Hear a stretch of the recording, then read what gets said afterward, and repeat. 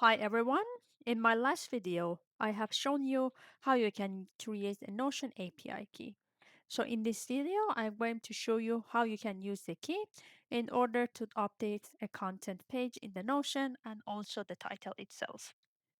For this, you need the Notion API key and also the Notion parent ID. How you can get the parent ID? Let's consider this is the page that I want to update the content and the title for. So if you could look at the URL, there are series of numbers at the end of the URL. So this is going to be the parent ID that you need to pass as an environmental variable in your code. So I have saved these two information in .env file of the project. You can also include it in the code, which is not recommended, but if you want to test it pass, you can do it as well.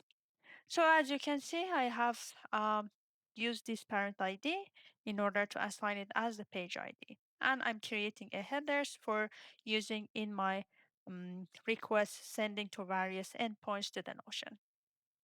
So by default, Notion doesn't clean up the content of the page itself. So we have to implement this part ourselves.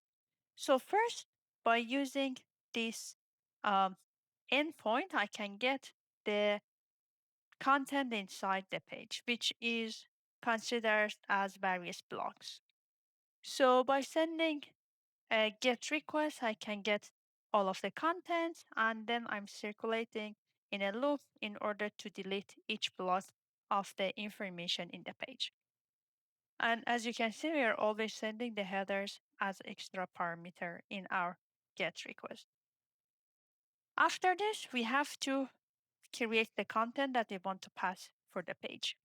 So I just here created a simple text. Let me include some numbers, well, some numbers at the end of it. So I'm using this endpoint.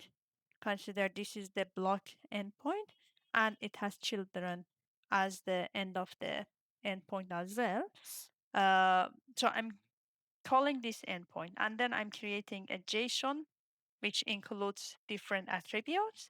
So the object type is a block, the type is paragraph, and then the paragraph itself, it has the type of the content and also the content itself.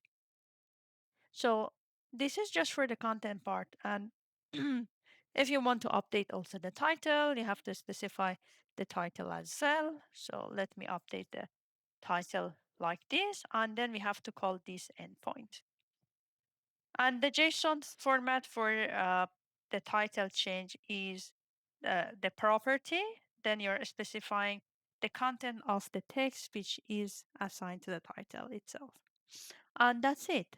Then let me execute this script. And I expect that we have as an output, in case of successful, we see the message of page overwritten successfully, that we are seeing it here.